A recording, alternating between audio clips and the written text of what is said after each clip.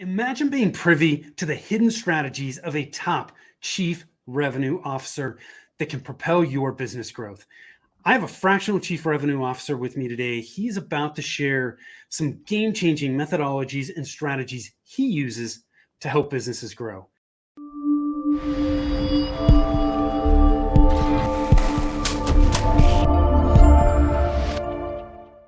Hi, I am Tim Fitzpatrick with Rialto Marketing, where we believe you must remove your revenue roadblocks to accelerate growth, and marketing shouldn't be difficult. Thank you so much for taking the time to tune in. I am super excited to have with me Kyle Mealy from Next Level Coaching. Kyle, welcome. Thanks for being here, man. Hey, Tim. Thank you. I'm super excited, grateful to share a little bit of the secrets that I've picked up over the years. I love it, man. When we're going to dig into this, but as a chief revenue officer, certainly there is some crossover into what I do on the fractional chief marketing officer side of it, but we're going to dig into that. And I can't wait to talk shop with you today. So before we do that, I want to ask you a few rapid fire questions, help us get to know you. Are you ready to jump in here? I'm so ready. Okay. So when you're not working, how do you like to spend your time? I live in Wisconsin, so if it's summer, I'm outside in my yard. Absolutely. If it's winter, I'm cooking and putting on weight as much as I can so I can work it off in the summer. I love it. Anything in particular do you like to cook? Definitely pasta. I make homemade pasta, soup to nuts, the whole thing. It's a good time. Wow. So like rolling it out and cutting it? Eggs. Oh yeah, I go all out. Yep, make the sauce from tomatoes and carrots and onion and celery. Oh yeah, all out. Nice. I'm gonna have to make sure I stop by when I'm in Wisconsin. So what's your hidden talent other than making pasta from scratch? So I don't talk about it a lot, but so I spent 30 years doing martial arts, and I may not be at Michelangelo, the Ninja Turtle level of nunchucks, but I wouldn't show up poorly standing next to him doing nunchucks. So I can do nunchucks pretty well. Okay. Damn.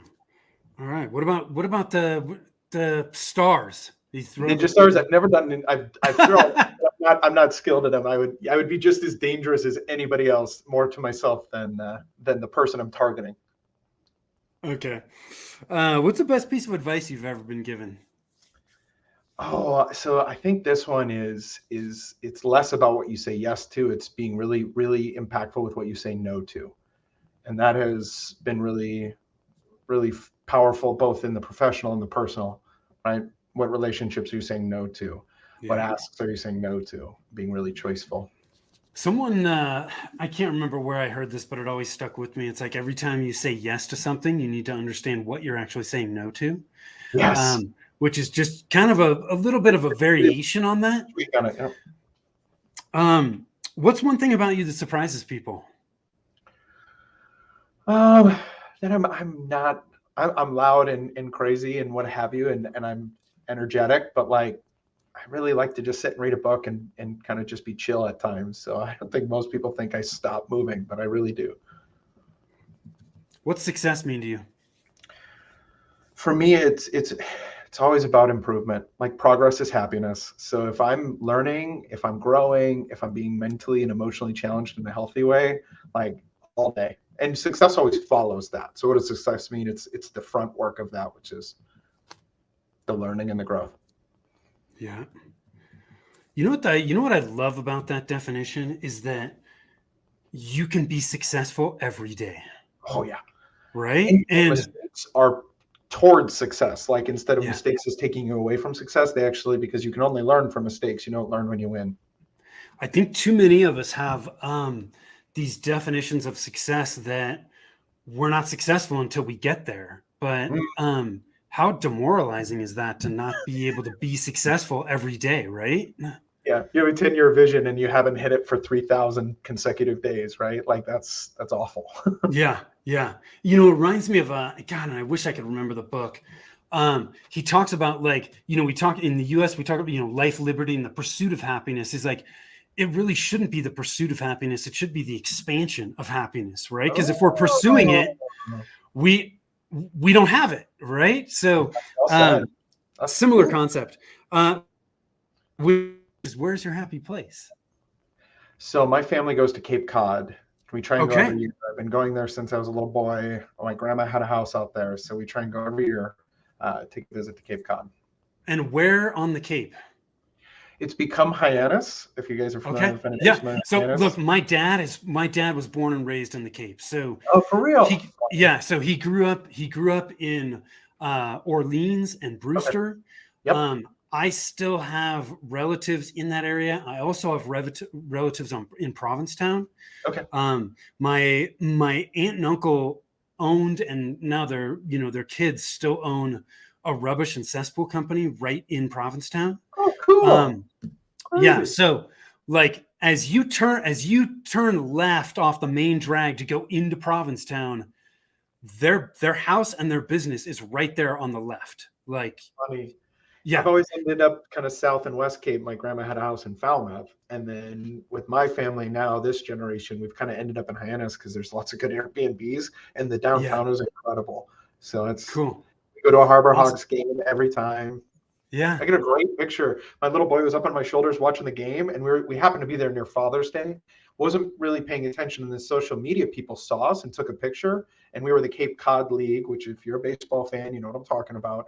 We were yeah. their Father's Day picture. So I have this like priceless picture of me and my little boy with like the like Cape Cod League, and it was really cool moment for me. So I was just looking at that picture the other Small night. world, man. Super.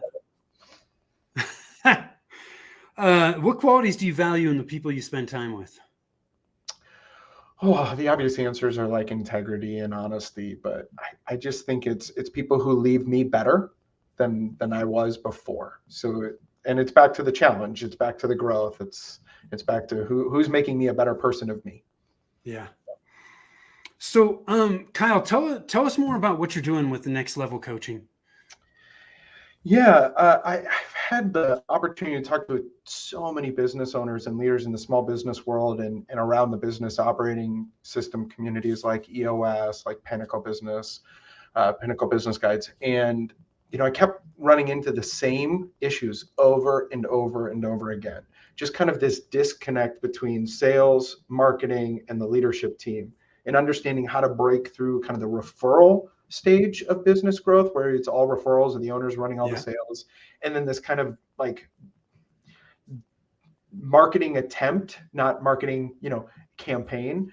And I wanted to help them, in my last role, I was able to help them a little bit, and I just couldn't give my full self. And so I decided to jump in and do this to bridge that gap between businesses who are trying to get, in that 1 to 5, get to 5 to 10, or just south of 10 million, get to 20 million. And it's almost always a sales and marketing like alignment and Yeah. understanding issue. And so that's what I do is I stitch those pieces together so that they're going in the right direction, and then I can pass them off to someone who can be there full time for them. Yeah. It's like um, it's an alignment issue, or it's just a lack of an engine. Like they Oh, don't have a sales engine. They don't have a marketing engine. So many people, gosh, there are plenty of examples of businesses that have grown quite large on just referral. But most people reach that plateau where you're talking about where they just cannot push through that ceiling because referrals are not predictable and they're not scalable. So that's when people like you and I get involved. So let's transition, just kind of like chief revenue officer. A lot of people have heard of chief financial officers or chief operations officers or chief executives, chief marketing officers. But I feel like this concept of the chief revenue officer is, I don't know if I'd say new, but it hasn't been around nearly as long. So fill us in there, and then we're going to talk about some of these methodologies and strategies that you use. Yeah, I was really intentional when I decided to do this chief revenue because it felt kind of blue ocean. It felt kind of wide open. It felt like there wasn't a lot of definition to this as a service. And the experience I had was that it felt enterprisey, like it was really for bigger businesses. And so when I envisioned what I would do, I wanted to bring the strength of executive marketing leadership and sales leadership into small businesses. And so that's a little different than enterprise focus. This is focusing Yeah. on we're not spending there's not $1 million budget in marketing or a $10 million budget. Some of these businesses might not even have 100,000 to play with in marketing over the year. So what do? They can't just be stuck. So if you can combine sales and marketing in an intentional way with the right level of leadership, and you don't need to pay for a $250,000 a year expert, you can pay for a much less. Use that same amount of brain power in a business that can absorb that, in a smaller bite. Do some really cool stuff. So when I think about chief revenue officer, I think marketing plus sales equals revenue. So you have a marketing seat, you have a sales seat. Who do they report up to? In most of these businesses, it's like the COO or it's the CEO themselves. So instead of having two seats, they have to pay full time pay for one seat and do it really well. Yeah. And it's I think a lot of business owners are becoming much more aware of this whole fractional or outsourced part-time executive level person, that you can hire. Because look, it's tough when you're at a certain point in your business. It just, as you touched on, Kyle, it doesn't make sense to hire a full-time executive when there's not full-time work. I've seen people, and I'm sure you have, I'd love to get your opinion on this, but when I have seen people hire VPs of sales, chief revenue officers, chief marketing officers, long before they need them. And usually the one of two things happen. They either promoted somebody within that is really not at that level, or they've hired somebody and brought them in, and that person, they're paying that person, high level dollars to do low level work. It just makes no sense. And the way I always look at it is like, if you've got the budget, because like you said, look, a CMO, a CRO, minimum $250 for somebody that's good, that knows what the hell they're doing. Really good ones are making way more than that. So, and that's just salary. That doesn't include your benefits and all that other stuff. Or it's good for equity or stock or something. Yeah. Yep. So, if you've got that budget, why not hire somebody like you or I to come in on a part-time basis and use the rest of that budget to fuel your sales and your marketing efforts? So don't hire too early in this case. I see any thoughts on that? I see the, internal resource level up, which it's small businesses. They love their people. Like, talk to any small business owner. They love their people like family, and they protect their culture. So it makes sense for them to hire within. They want to celebrate their growth and celebrate the people who helped them get there. Like, I totally get it. But what I see is that's where they get stuck too, because you've capped out that person's ability level.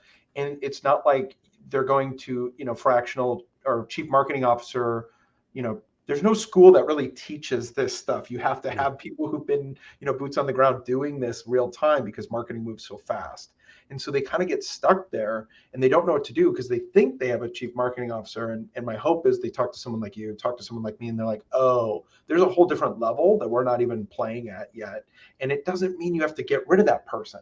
It's just, this is why fractional is so powerful, is because they can have the right strategy. The fractional person can have the right strategy, the right understanding, know what the right buttons and levers are to engage, but you still need someone to help execute that vision.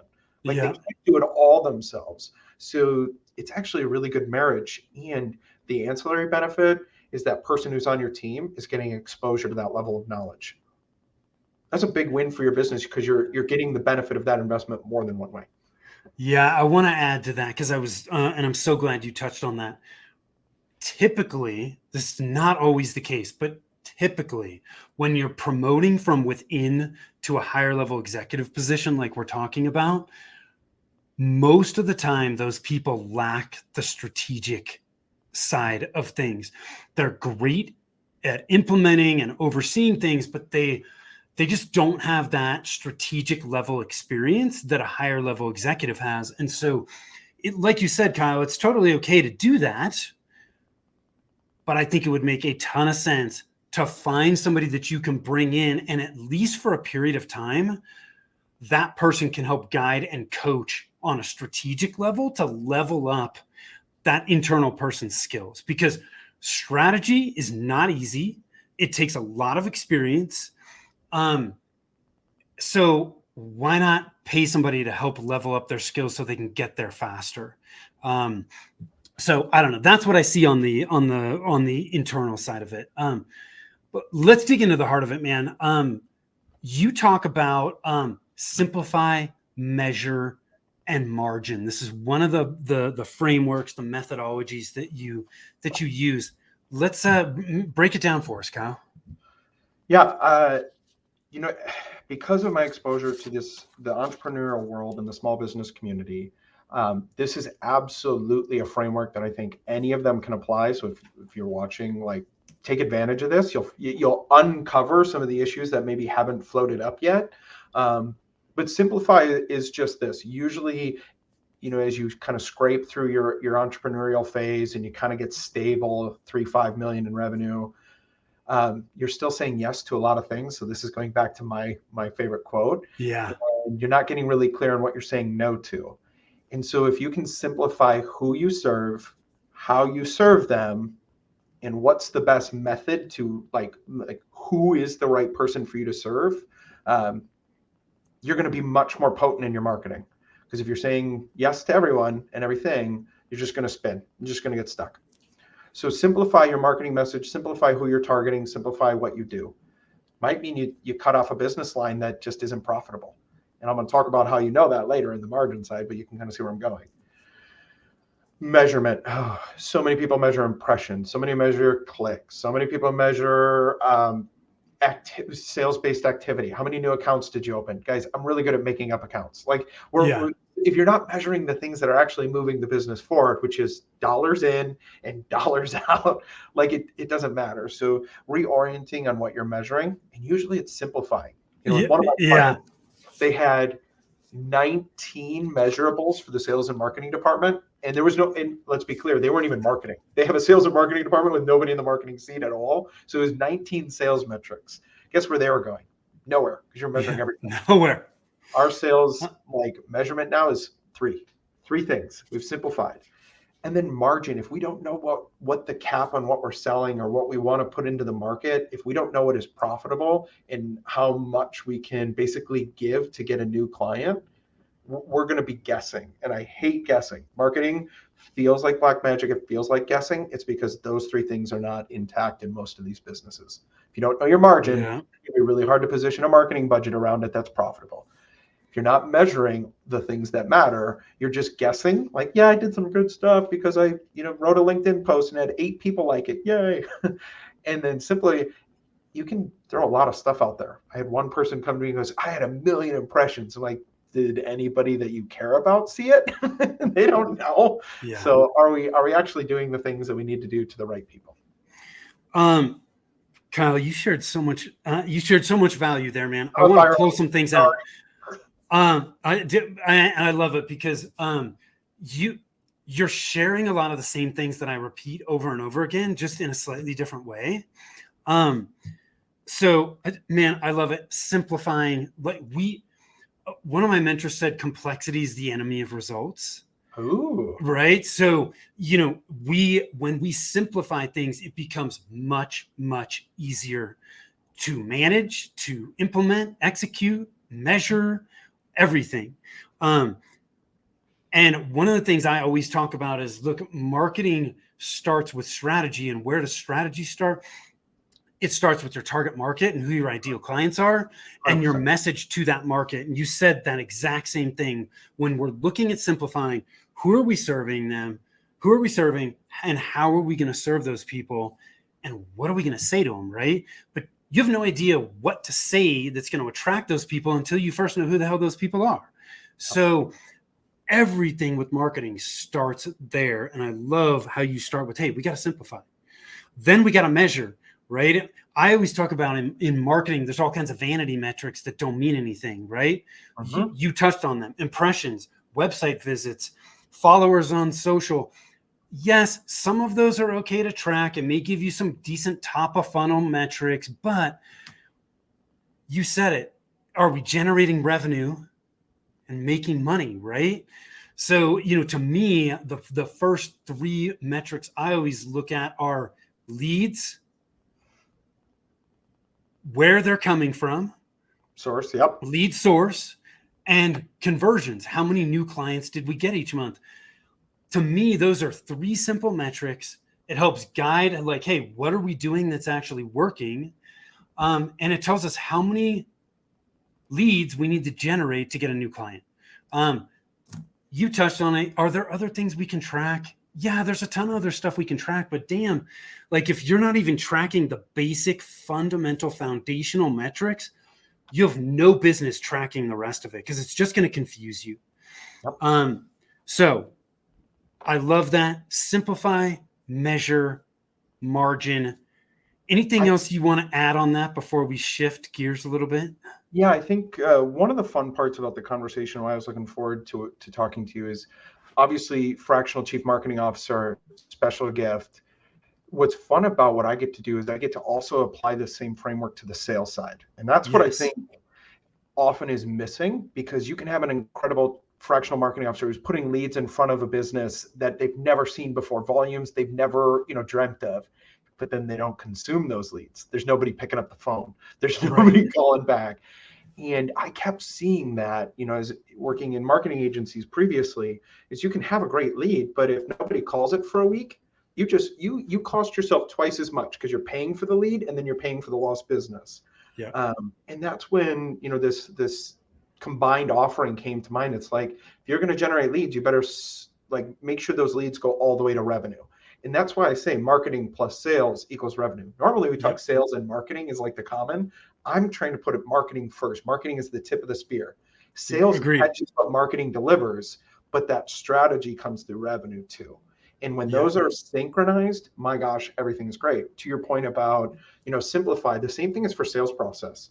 I saw, it can't be called a process. It was a mind map Visio chart that had about 72 bubbles, 400 lines. Guess what was happening? Those deals were taking 100 days to work through. If you have a 100-day deal in B2B, like from lead initiation to close, you're probably losing it 80% of the time or more, 90%. So if you can actually create visibility to those stages and simplify your stages in the sale process, same framework, you're going to improve the quality of your marketing too, because you're going to know what's working faster. If you can do that and you can connect that all to revenue, actual dollars that you are spending and getting in, you have an equation that actually can steer strategy, which that's what I look for. Like, that's what gets me excited, because then it's working, it's not, all the way into the business. This whole concept, Kyle, of simplifying, I mean, gosh, we could apply that in every aspect of our business and our life, frankly. Simplify is it's huge. So you talk about this concept of the revenue zipper. What's the revenue zipper? It's kind of the culmination of all those things, right? When, especially in B2B marketing or long sales cycles, this can be B2C too, but monthly recurring revenue, client service, these intensely personal relationship deals, which is very typical for B2B. Sales and marketing are oftentimes tried to be treated as two different entities. But really, I think of sales as just, one-to-one marketing, and marketing as one-to-many sales. And I know that might hurt the brain, but it's the same conversation, just done differently. Because if you go meet someone at an event, you have to do a high level pitch, which is your audience, right? It's your top of funnel. Like, this is what we do. Oh, how have you done it before? And you actually work down the funnel. So when I envisioned this, it was kind of like the funnel. And I realized that, thought leadership could be up on the marketing side, but it's also on the sales side too. Because in B2B sales, if you have a really expert salesperson who actually can understand and solve the problem, they become one of your most potent marketing assets. Thought leadership. And it's like, well, is it sales or is it marketing? Well, you have to think about them both at the same time. And that's true for your marketing process and your sales process. Because if your marketing process doesn't align with your sales process or your sales cycle, you're going to have this misalignment and it's not going to work together. And that goes all the way down to the core basics of what you're measuring, right? How are you attributing revenue? Well, actually, you've got to attribute them to both branches. And as I was thinking of this, I realized that take your marketing funnel and it really looks like a zipper. And I just imagine the CRO kind of zipping all these pieces together. So Yeah. in my ideal state, I work with a fractional chief marketing officer who understands, leads are what matter, not vanity metrics. And I can have them go steer the strategy so I can focus on sales. And then I can report to the ELT or the executive leadership team on the whole picture. And that becomes so powerful because I don't want to do it all. I'm not good at doing it all. Ask anybody about my creative skills. It's bad. Ask anybody about my grammar. It's bad. But that's the fun part, is when you can kind of tie all these concepts together with the right people at the right segment of the funnel, if you think of sales and marketing as one funnel. And that's the zipper, is bringing it all together intentionally. I completely agree with you. I want to dig into this a little bit more, right? Because it's always been fascinating to me that in some organizations, sales and marketing are separate, and frankly, they're not doing a good job of communicating with one another, because there's so much that we can learn from sales on the marketing side and vice versa. And so they really are. I love this concept of the zipper where they're coming together. They really are. It's left hand, right hand. They have to be working in concert. One of the biggest gaps I see between sales and marketing comes with the marketing message. Marketing's putting out one message, they generate a lead, the lead gets handed over to sales, and then the sales team is saying something totally different.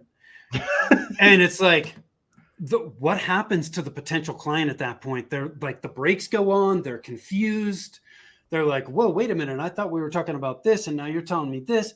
And confused people don't buy, right? So that message, when we put together a marketing message on the front end, I don't actually even call it a marketing message. I just call it a messaging playbook, where it's that message goes from marketing to sales to customer service. It infiltrates the entire organization. It has to be seamless. So if people just take one thing away from this, like sales and marketing, they're one and the same, like you said. However you look at it, you just need to see them as operating in concert with one another. And I agree with you. And penetrating the marketing message should be generated from within and then pushed up to marketing, with marketing steering it, because they're the ones who actually know how to deliver the message, right? Yeah. They're the final endpoint of like, no, we got to sharpen it. I literally think of this spear. Totally agree. Because if sales can contribute to the bottom of the funnel, the actual closing language that works, yes, man, can marketing make some really good landing pages? Man, can marketing really deliver some great hooks? Like, salespeople have that stuff innately. So if they're informing, not deciding, informing, that's so powerful. And that's like the most fun part about what I'm doing right now, is helping those bridge together. It's that zipper. And a fun moment happened recently, because we measure revenue in this organization I'm working with. Sales is accountable to the revenue, and so is marketing, because at the end of the day, if we're not driving enough revenue, we can't pay for marketing, we can't pay for sales, right? Yeah. They all have to play together. We're making marketing decisions with salespeople in the room, and they're advocating for marketing dollars to go out. And here's the fun part. The CFO is like, that's a great idea, because I know what the return is going to be on that. I can put that into our financial projection. That's really fun. So sales is excited by my marketing efforts. And you know what that's going to do for them when they're talking to a client? They're talking the same language. And so you can kind of break down that confusion. And by measuring very simply, you can actually rally the team around one combined revenue effort, marketing plus sales. And that's what I love. And letting the marketing people do their part of it, but do it with sales. And then they cover the top and the bottom at the same time. Oh, that's the fun stuff. Yeah. So you gotta communicate, right? Oh, yeah, that's a whole different show. Yes. Yeah, it is. We have a little bit of time. I want to dig into a couple other things that I think will be super helpful for people. Look, we all make mistakes, and hopefully we learn from them. But what are some of the bigger mistakes that you see companies make as they try to grow revenue? I think timing continues to be an issue I run into. if we only had a little bit more revenue, or if we finish this initiative, or later in the year we'll start marketing. Well, that it just tells me they don't understand their sales cycle, or they don't understand how this game is done. When you're talking long sales cycle, you're talking 6 months, you need to like look at your revenue forecast, like where you want to be, and you need to subtract 6 months and then 3 more months, so you can actually build a program to get you there potentially by that date, Yeah. potentially if you're lucky. Yeah. And I think people think of marketing as an ATM, not an investment. It's like Yeah. you put money in your 401k, you don't expect to go get it tomorrow, but you're expecting it to be there when you need it later on because you're putting it for a future date. And so I don't think people think future enough. I think they're more reactive versus Hmm. strategic. And so I think that's the biggest mistake I see, is just misunderstanding the timing of that investment. And then it causes them to get reactive with marketing, specifically in this case, because it's not working fast enough. Well, that was because you didn't start it soon enough, because you don't know your whole cycle. Yeah. So, I want to pull out a few things because, again, Yeah, you said some of the same things I say, just slightly differently. Um, Marketing, sales, right? Long-term investment. yeah. If we go into it thinking short term, we're going to be dissatisfied. And frankly, we're going to stop before we reach a point of Actualize it. success. Yep. Um, I love how you talk about timing, right? Because, in they say the time to go get a bank loan is when you don't need it. Correct. Same thing Totally. with marketing and sales to a degree. Like, if you're looking at marketing when you feel like you need to market, you're behind the eight ball. It is way too late. We've got to look at it as an investment that we're doing consistently over time. Yep. You touched on it. It's like your 401k, just every month, every month, every month. Yep. I think another Super important. add there that is interesting, and I'll kind of bring it to the sales side too. A lot of businesses, when the owner is running most of the sales or leading the sales for the most part, or bringing in the referrals, when they want more sales, they bring in a salesperson. And I see this as such a flaw, because one, just because you can sell, because you're in the room with other CEOs who are making the buying decision and you have a contact list, your salesperson that you're pulling off the street does not. So they're going to take some time to build runway. That's assuming you've been able to codify your sales strategy and they can apply it. Like my sales strategy, go to Vistage and hang out and talk to my friends and get some deals, doesn't work for your sales guy off the street. No, it doesn't work. nope. The second one I see is comp. Man, you goof up comp on sales and you can really put your business in a hole real fast. So there's just some pieces that we think, I need sales, I get a salesperson.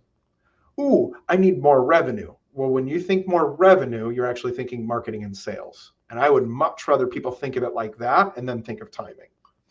I also think that, look, there's plenty of business owners that do this where they bring in salespeople and they just expect those salespeople to be hunters all the time.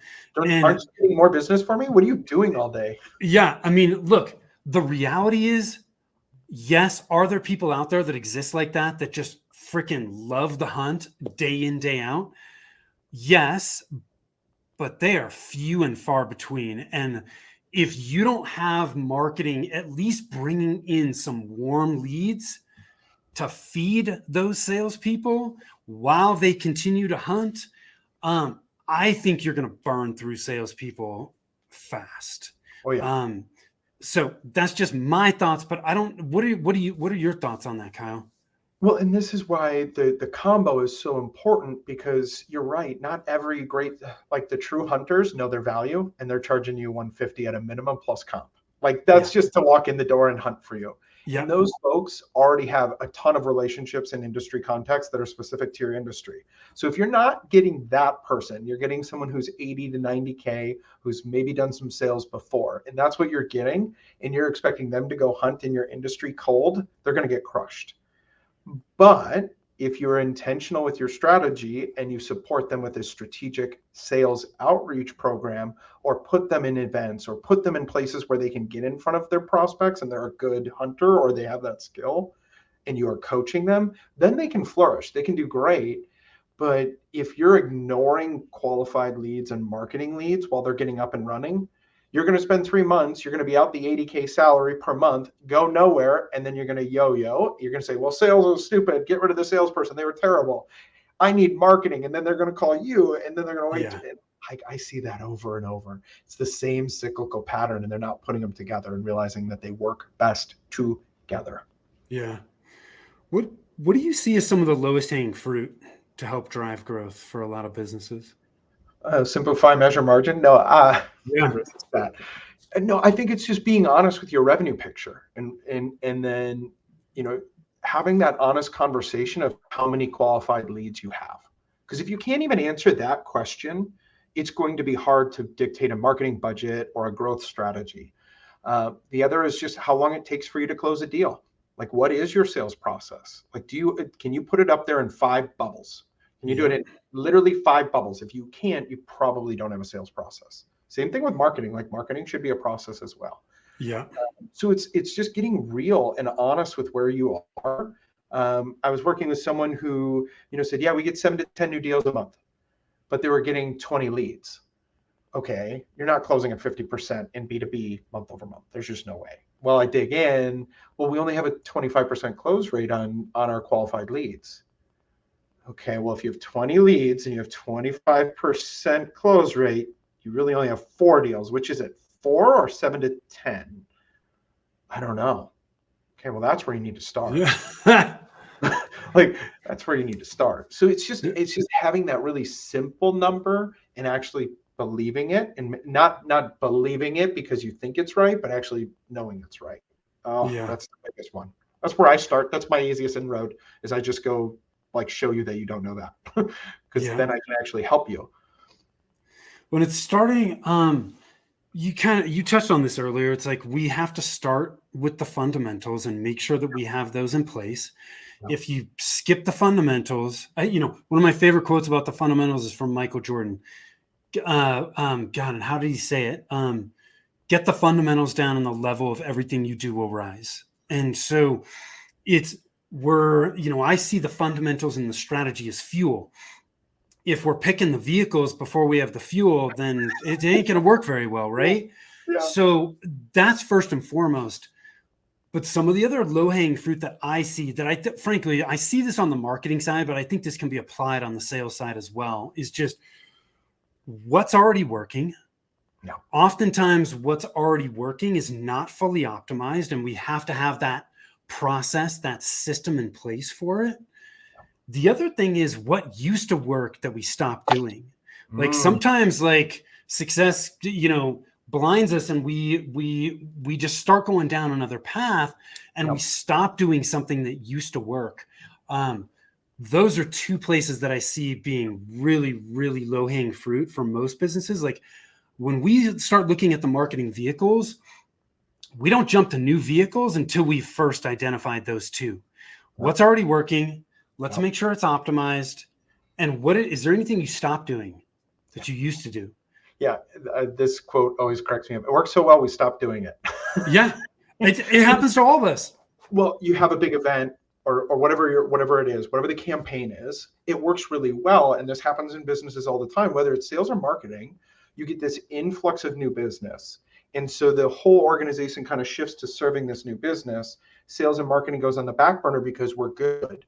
And then we kind of chew through this revenue, and anybody who's working through client service knows that at some point you lose them and you got to get more revenue. But you took your eye off the ball over here, and now you're back to square one, and you're looking at new vehicles. I like that. You're looking at new things versus like, well, what if we just did 2 of those events in a year?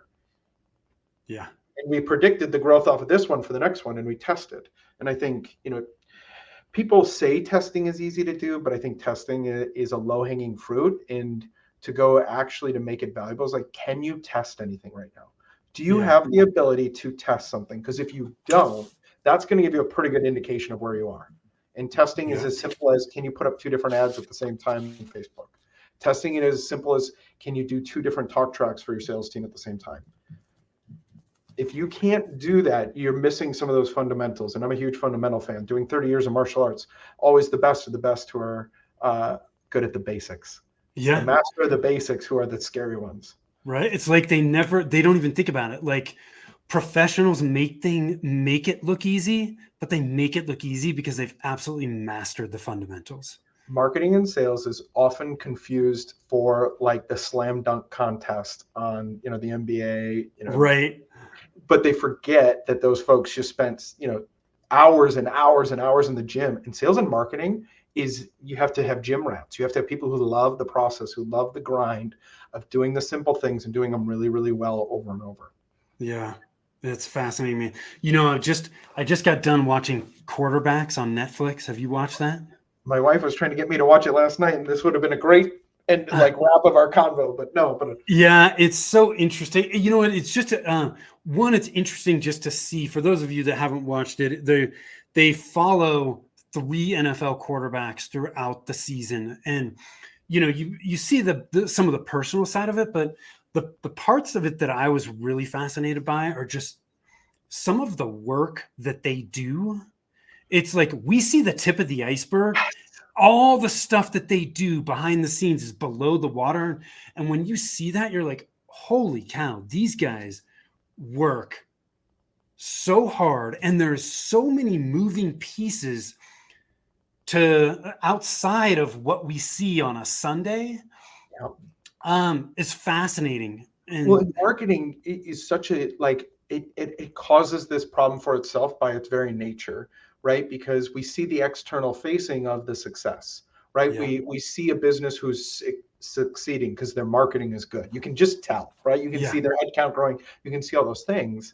But what you don't see is exactly what you're talking about. You're seeing under the surface, the actual machinations that are occurring, the practice, the methodology being like disciplinedly stuck to. And what will happen is a visionary leader will see this, or a CEO will see this, or somebody will see this and go, well, I want to do that tactic, or I want to do it exactly like them. And what with the big danger sign, red flag warning, when somebody comes to me with that, it's like, no, I want to look at what's underneath that. What's supporting that structure so that we can see this really cool marketing thing up at the top. Yeah. Yeah. It's the fundamentals, the strategy, the planning. You got to have that in place. Then you can start to jump to some of this other stuff. Kyle, this has been a fantastic conversation, man. Any last minute thoughts you want to leave us with? Just gratitude. I love talking about marketing. I would, if I don't have this outlet, I my poor wife goes nuts because I just want to talk marketing and sales all day. So this has been really, really fun for me. I appreciate it. I learned a lot. I actually took some notes. I like some of the ways you frame things. I might borrow as a good marketer. It's all good. Yep, I put on my swipe and deploy hat pretty frequently. And I always look at it this way, like, there's bad marketing out there. And when I'm not talking about bad marketing, I'm talking about people who are not applying some of the things we're talking about. And if you have some indication, or you have a belief that maybe you're missing the mark, like I give free sniff tests. So I would be happy to just take a look around and be like, yeah, I don't know. I don't know if that's going to be working. So that's something I would like to leave people with. I love talking. Where can people connect with you, man? Definitely LinkedIn. I think my website's scrolling, ready for the next level. There's very cute branding there. And then I have a ton of information about Fractional Chief Revenue Officer on there as well. Cool. Well, we will make sure that those are in the show notes, readyforthenextlevel.com. And it's Kyle Mealy, Kyle, and then Mealy. I don't know how many Kyle Mealys there are on LinkedIn, but my guess is probably not. There's one, and he's an assistant principal, I think, in New Jersey, but I got there first. Awesome. So should be easy to connect with Kyle there. If you liked what he had to share today, which I loved, go connect with them. Kyle, thank you again, man. I appreciate you taking the time. And I always enjoy connecting with other sales and marketing folks as well. I learn new things every time I chat with folks like you too. So those of you watching, listening, I appreciate you doing so. We were talking a lot about revenue growth today. If you want to know which of the 9 revenue roadblocks are slowing down your growth, you can do that over at revenueroadblockscorecard.com. Takes less than 5 minutes. You can also always connect with us over at rialtomarketing.com. Be happy to chat with you and give you some outside eyes on the roadblocks you're facing and how to best push through them. So thank you again, Kyle. Thank you. Till next time. Take care. Bye.